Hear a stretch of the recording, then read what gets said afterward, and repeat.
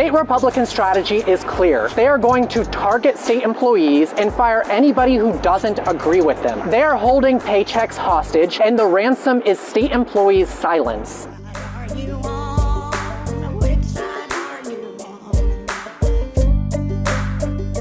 Free speech is an issue that we have been, as unionists. I mean, unionists were really kind of the original free speech warriors.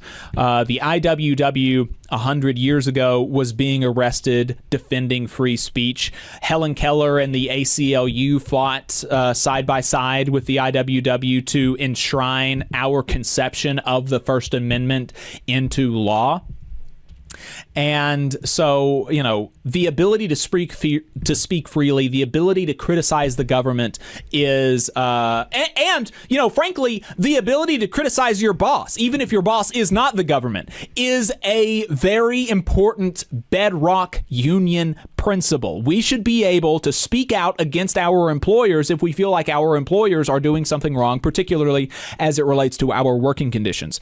And workers are being fired for that by the government now. People who work for the government are being fired for saying they disagree with the government. We're going to start at the federal level where a food stamps worker was fired because she said she is anxious to get back to work to ensure the American people are fed.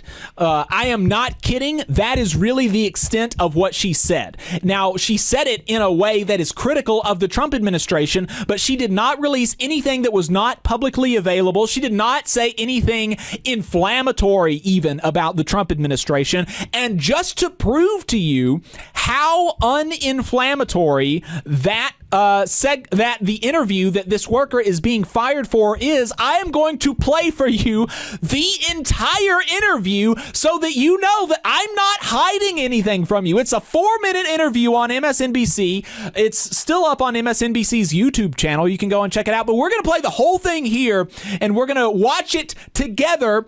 And I want you to listen to it and see if you think that this is this is a fireable offense. Let's play clip 5. Right now, 42,000 federal workers at the USDA are in limbo, and so are the crucial programs they manage, which feed more than 41 million Americans a month. The government shutdown means half of the Agriculture Department staff is furloughed, while future funding is uncertain for critical federal assistance programs like SNAP, food stamps, and WIC, which provides food and support to mothers and babies. Joining me now, Ellen May, a furloughed federal worker and chapter president of the NTEU Chapter 255. Ellen, I want to let people know you are not representing your employer here. You're here speaking for yourself. Just how are you doing? How are your coworkers feeling? Yeah. Hi, I just want to pause right there for a second and underline the fact that the host said she is not speaking on behalf of the government or as a representative of the government. She is speaking in her individual personal capacity and as a union leader on behalf of her coworkers, as is her right under the U.S. Constitution, the First Amendment, and under the Federal Labor Management Statute, which states that workers in the federal government have the right to talk about to talk about their working conditions. Let's continue. My coworkers and I are feeling really conflicted in this moment.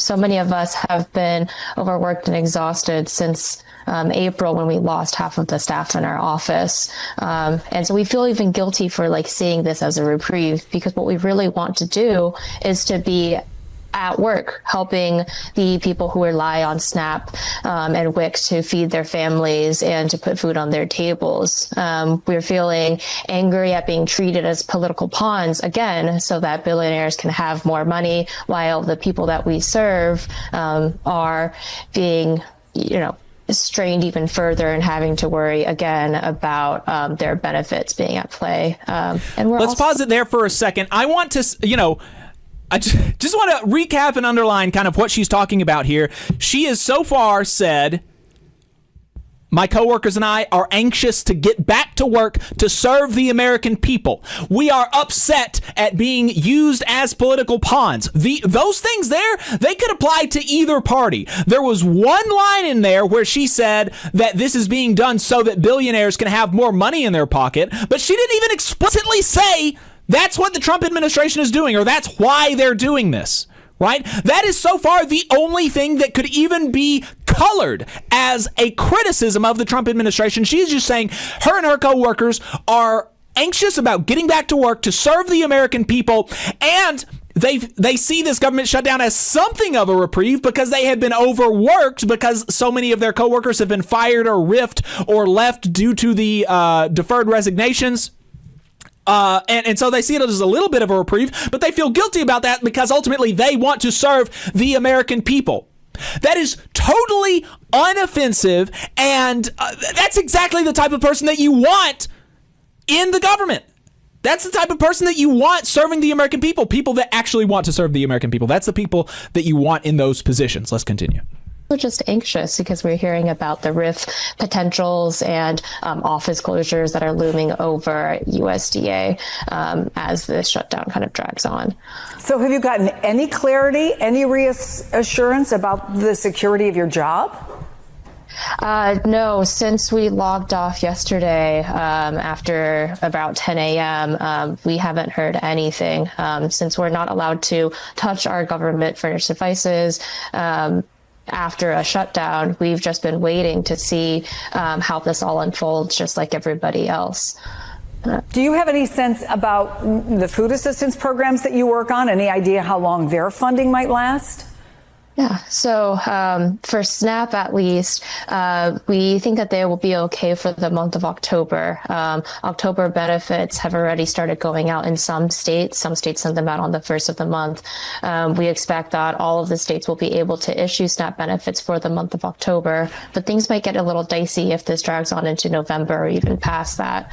And for programs like WIC, it's looking a lot more uncertain. It's possible that they have funding for 3 days, maybe 1 week. Of course, we hope for longer. And we have other programs too. We have programs that get food packages to seniors and people living on tribal lands.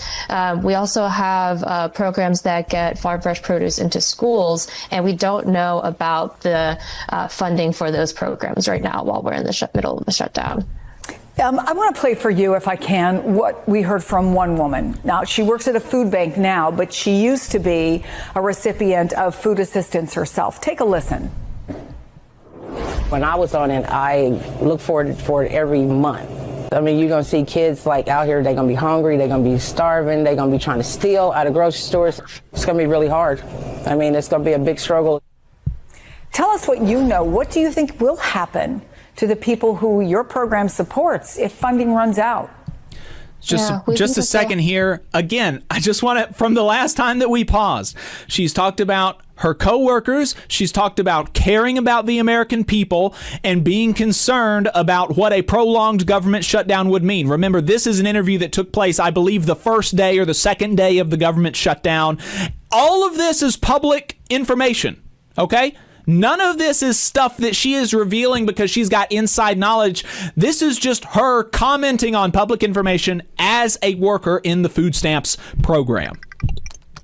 Have to turn to the food banks and to their friends and family to try to help them get more support. Food banks are already really strained right now, and we support them too in the course of our job. So we are concerned that the food banks will have enough food to feed all the people that might be turning to them for assistance. We have concerns that sometimes if the food banks are getting food trucks with food that's been transported in unsafe conditions, that they won't know what to do with all of that food. They won't know whether to accept it to feed the hungry people, or we don't know if they'll have to reject it and people will have to go hungry because the government is unable to care for all Americans right now, not just the richest ones. Ellen May, I can't imagine being in your shoes or your colleagues, and the work you do is something that we should be proud of. And I'm sorry you're going through this. Keep in touch. Will you let us know how it's going? Yes, of course. Thank you so much, Chris, for having us on here. And I'll definitely keep in touch. Thank you so much. Ellen, thank you. There you go. That was the whole thing. The next day, the Washington Post is reporting that the USDA informed May that the process to remove her from her position had begun. The very next day after that interview aired, the Post reviewed the correspondence, and an official in the USDA Human Resources Department told May that she will be let go 30 days after the end of the shutdown. The agency accused May of discussing USDA programs and funding, quote, without prior approval. In a statement to the Post, USDA said employees are not supposed to speak on behalf of the department or perform official duties while furloughed. May, however, was speaking in a personal capacity and not as a federal worker.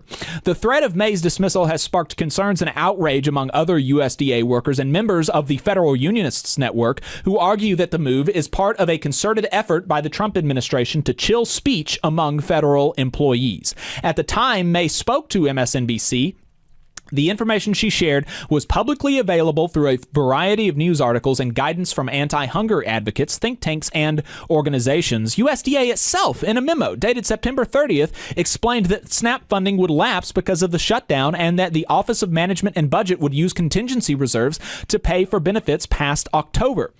And so this is, May said she believes she's being retaliated against because the MSNBC appearance was her first appearance on national television. In the USDA letter reviewed by the Post, the human resources official told May that although you were not on duty at that time, the actions you took directly relate to your position because they involved programs under your official responsibilities. But May told the Post, as I was and have been speaking in my personal capacity and in my capacity as a union representative, I am not required to ask for permission to speak on behalf of me or my fellow workers. Especially speaking on behalf of my coworkers as the union president, that is a right that I am granted by the Federal Labor Management Statute, so I do not need to ask for permission. She plans to appear alongside other federal workers at a news conference in Boston where she works to protest the agency's decision. And they're going to be the Federal Unionists Network and her union NTEU is going to be fighting this firing. She did a follow-up interview on MSNBC a couple of days ago. You should check that out on MSNBC's YouTube channel. I'm not going to play that because we played so much of the inciting event. We played so much of that. I want to direct y'all there so that you can see it. But I mean, just a stunning act of authoritarianism. You know, I mean, this is authoritarian. And it is scary to see stuff like this. And I do not want to live in a world where federal workers cannot criticize government policies. The Washington Post talks about how really this has been basically up until this year settled law. At least 2 Supreme Court cases in which the justices decided in favor of staffers accused by their employers of speaking out of turn. In Pickering versus the Board of Education in 1968, the court ruled that a teacher who had written to a newspaper criticizing the superintendent, saying that the educator had a right to speak on matters of public concern so long as she was not knowingly lying. And so that is that's relevant to local government workers. And in the second Supreme Court case, Department of Homeland Security versus McLean in 2015, just 10 years ago, the court ruled for a Transportation Security Administration staffer whom the government accused of revealing, quote, sensitive security information to a reporter. In that case, the court decided that the staffer's activity was covered by the Whistleblower Protection Act, which says federal workers can report law breaking or anything that poses a substantial and specific danger to public health and safety. So, you know, this free speech lawyer thinks that she's got a really good case. I do too. I don't imagine how you can think that she doesn't have a good case. But there have been lots of other instances like this of the Trump administration cracking down on the speech of federal workers. The Washington Post includes a few of those. They talk about how over the summer, dozens of EPA employees signed a letter protesting the agency's direction and policies, and that the Trump administration placed 140 of of them on leave in retaliation and fired at least 7 of them. They also dismissed 2 civil rights attorneys at the Department of Housing and Urban Development after they spoke out about the Trump administration's efforts to limit enforcement of the Fair Housing Act. One of those lawyers, Paul Osadebe, told the Post that the type of speech May made in her MSNBC interview has always been protected. You'll remember Paul Osadebe was on our program only a couple of days before he was fired talking about this. I mean, I don't know how Trump supporters can defend this and still, say that they support free speech, because this is very, very obviously, not, this is not supportive of free speech. This is anti-free speech. This is authoritarian. And this is also, kind of beta. This is really kind of beta of the Trump administration. Really, like this nice, sweet lady going on national television saying, I want to make sure that hungry Americans can get food and that I can do my job. And they fire her for that. That's really kind of beta stuff, if you ask me.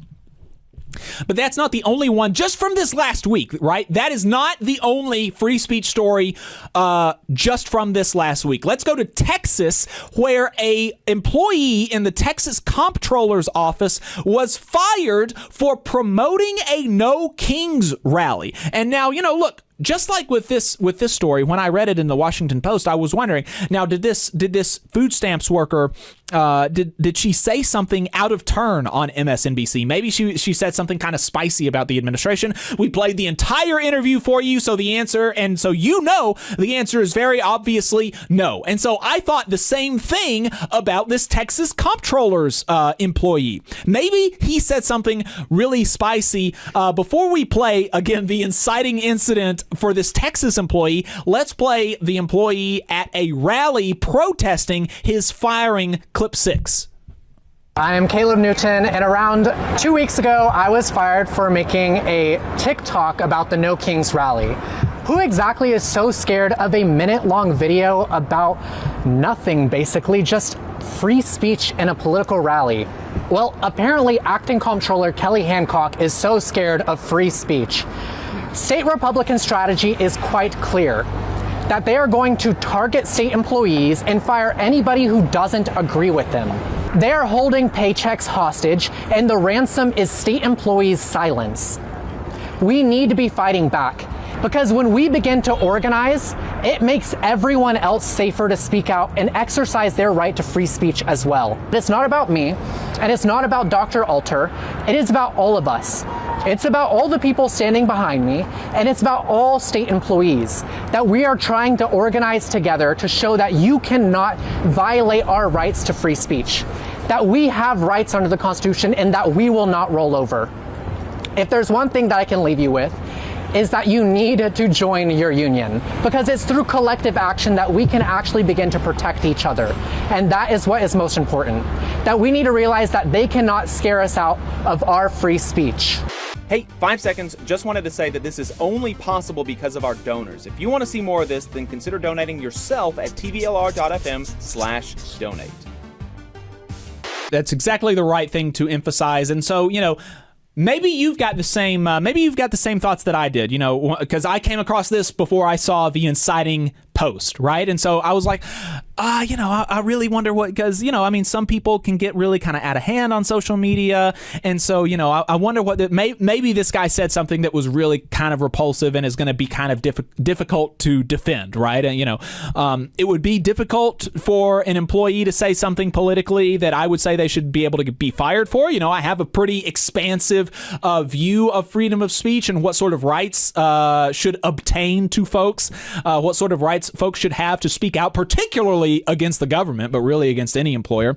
But I know that not everybody has as expansive a view of free speech as I do. And so, I wanted to be fair, and I wanted to make sure that, just like with the food stamps worker, I want to play the entire video for you so that I'm not hiding anything crazy, because it's just insane that this video is what got this guy fired from his job at the Texas Comptroller's office. Let's play clip 7.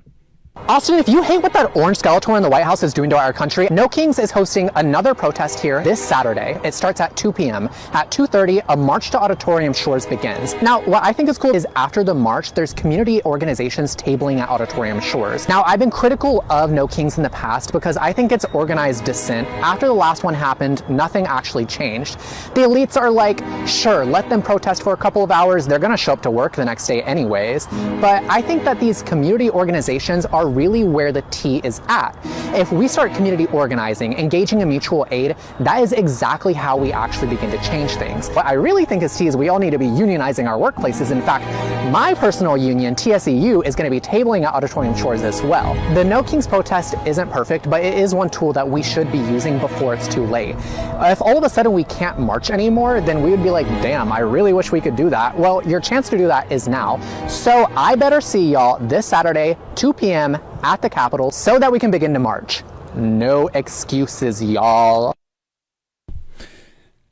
How does that get somebody fired? He did not identify himself as even an employee of the Texas State Comptroller's office, much less as if he was speaking on behalf of the Texas State Comptroller's office. He is speaking very clearly as a person in his individual capacity, saying, I'm barely supporting this protest in opposition to the government. He was very openly even critical of the thing, but he was saying that this is better than nothing and that we should do this to show our opposition. You really do have to be, really, on top of, as I was saying, on top of being, authoritarian and really sort of backwards politically, to say that this should, if you support protests against the government, you shouldn't be able to be a civil servant. You're authoritarian, you have really backwards politics, et cetera, but also you're just really, really thin-skinned. You're a beta. I don't know how else to say it. And it's, it's really shocking. So I played a little bit of a rally that this guy spoke at. I played the inciting incident. He responded on his own TikTok. Let's play clip 8.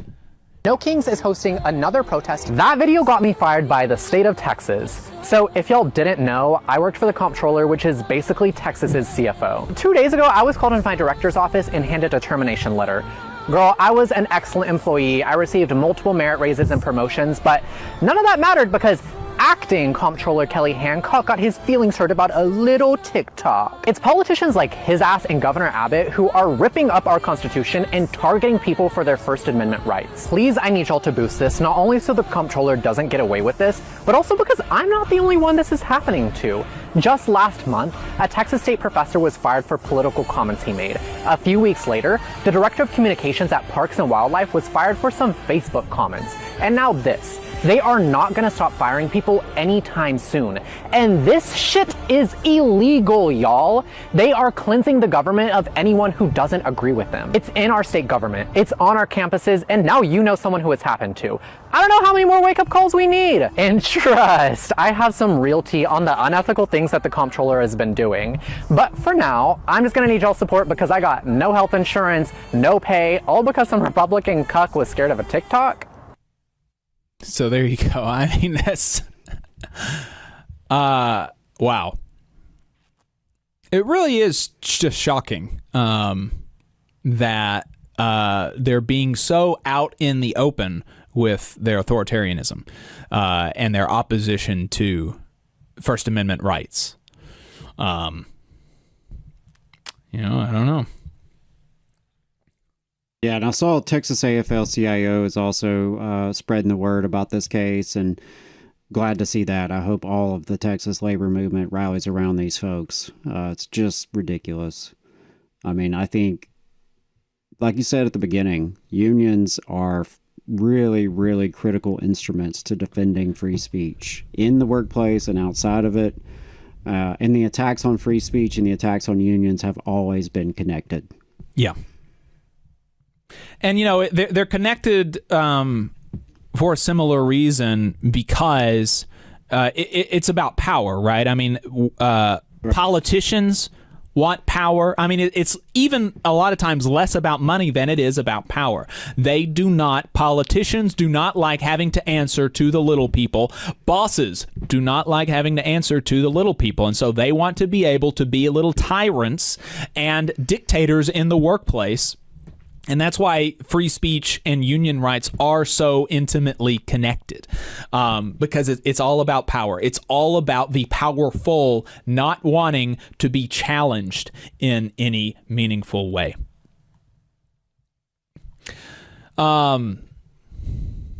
844-899-TVLR is the phone number, 844-899-8857 if you'd like to call in. We do have a caller on the line. This one is from a 469 area code. Caller from a 469 area code, what's your name and where are you calling from? Hey, this is Justin Chen. I'm president of AFG Council 238, representing U.S. EPA employees. I'm based out of North Texas. Justin, it's great to hear from you. I've had you, actually, your name is in my show notes to try to reach out and get you on the program. So it's really great to hear from you. I appreciate you calling in.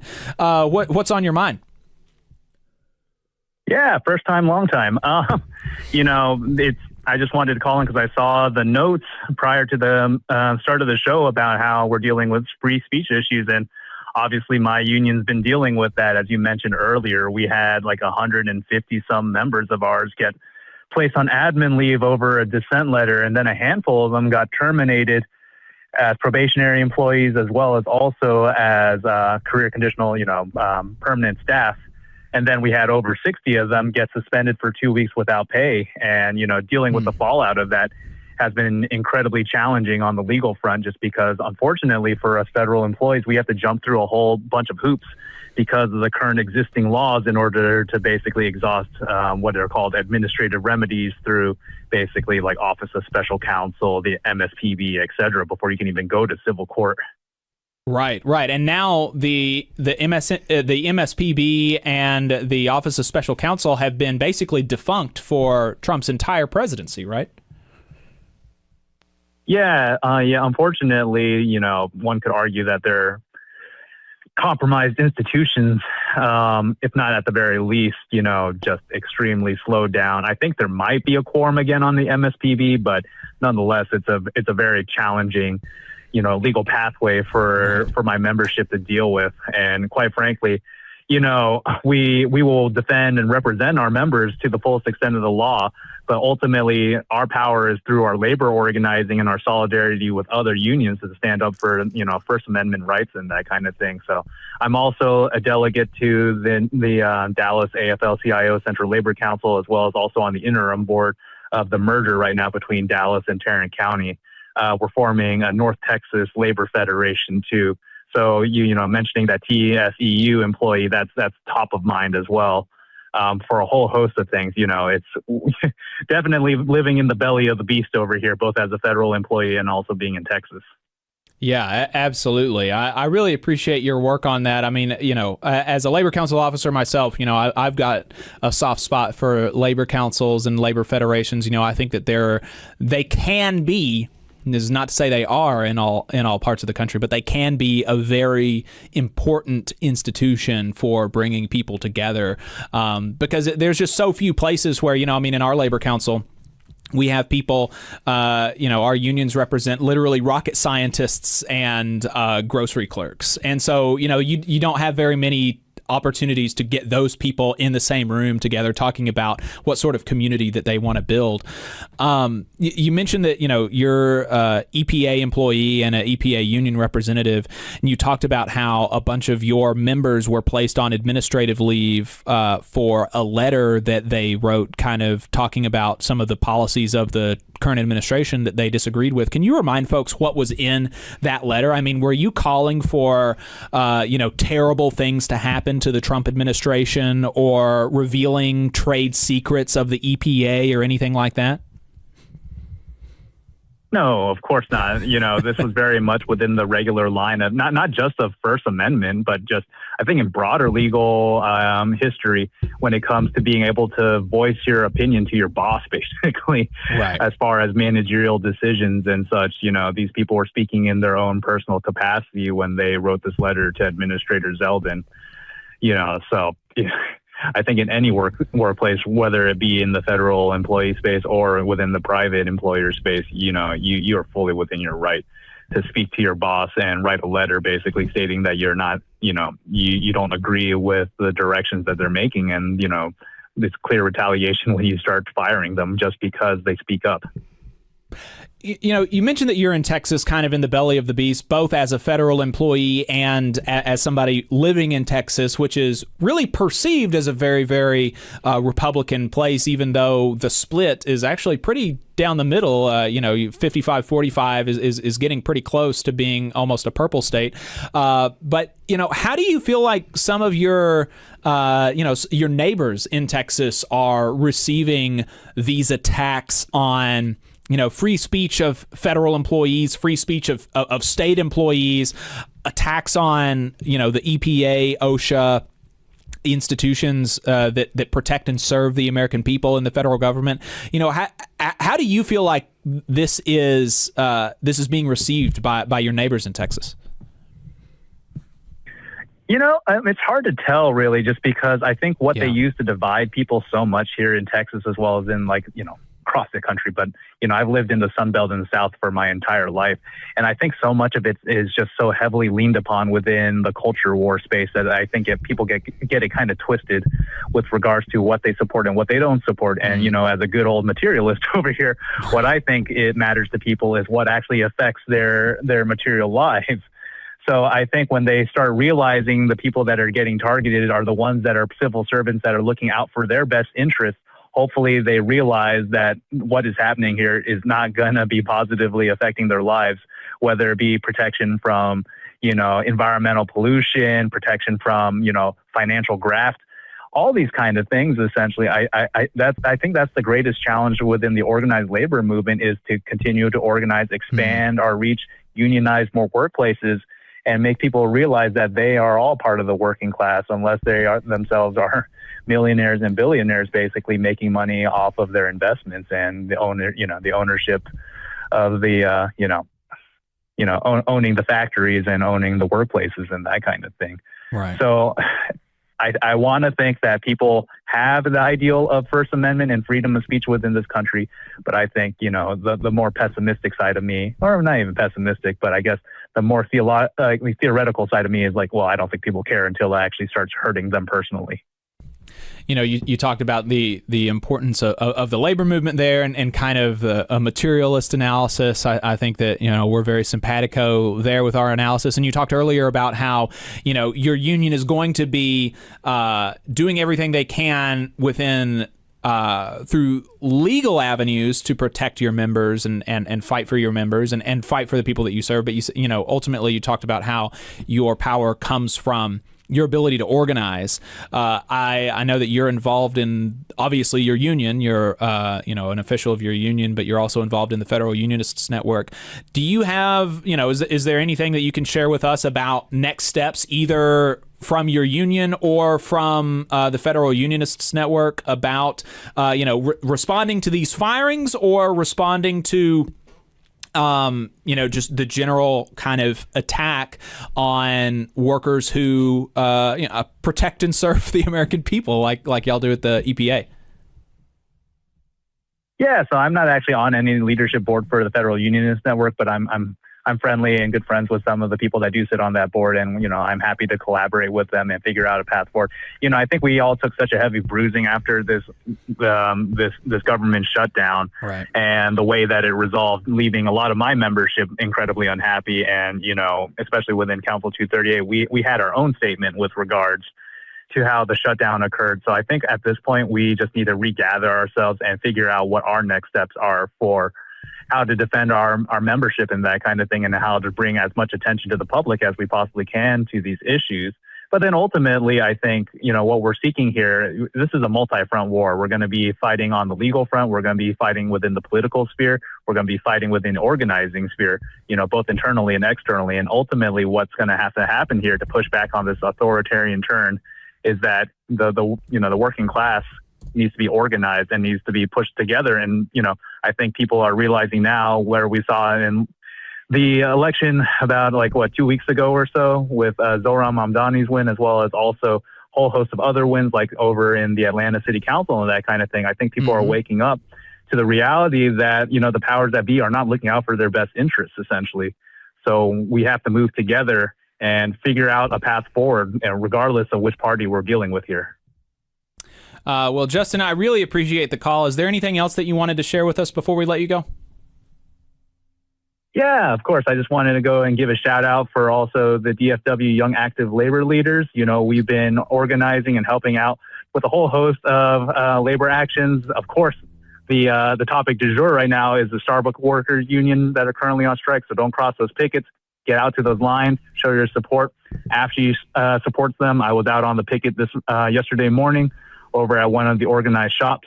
Got the cops called on us, but that's just how it goes. That's for what? Why? Why did they call the cops? The same exact problems that management's scared, man. What can you say? All right. Well, I did want to just say that, and you can call back in another week for sure about this, but I would love to learn more about the Young Active Labor Leaders program in Texas. I've seen a little bit online about it, and, that's something we don't really have here in Alabama. We don't have much space for that kind of thing. And I'd love to learn more about that and definitely keep us posted on this merger of the CLCs in the Dallas area. That's really exciting. I mean, I know it can always be messy and complicated when you have distinct organizations coming together. But theoretically, we're stronger together, right? So, hopefully it is a good sign of what's to come. And to follow up on Jacob's point, I mean, I think those CLCs, the Central Labor Councils, are such important institutions that have been underutilized, especially here in the South. So shout out to you and your siblings down there in Texas, really trying to do the thing. Yeah, I mean, obviously there's going to be some growing pains with regards to it, but now the coverage of the Labor Federation isn't just going to be Tarrant County, which is Fort Worth, and then Dallas County, which obviously is Dallas. It's going to be covering all of North Texas and covering more and more organized labor within the area. And of course, expanding organized labor, hopefully into more and more workplaces. And as you said, we cover everybody from scientists, engineers within my union, all the way down to grocery store workers that work for Kroger. There's an active campaign going on to organize a whole bunch of Krogers here within North Texas as well that we've definitely been helping out with. And I can definitely get you guys in touch with some of the co-chairs of our Young Active Labor Leaders organization here in Dallas. All right. Great. Sounds great. Yeah, appreciate the call and keep up the good work out there. Yeah, thanks, man. Yeah, take care. Thank y'all. All right. You just saw a clip from the Valley Labor Report. We are live every Saturday morning from 9:30 a.m. till 12:30 p.m. And we pride ourselves on keeping all of our content free to everybody so that we can talk to as many working folks as possible. If you support the work that we're doing, you think that it's important, you think that it's good, then consider making a monthly contribution to the project, and you can do that on our website, tvlr.fm.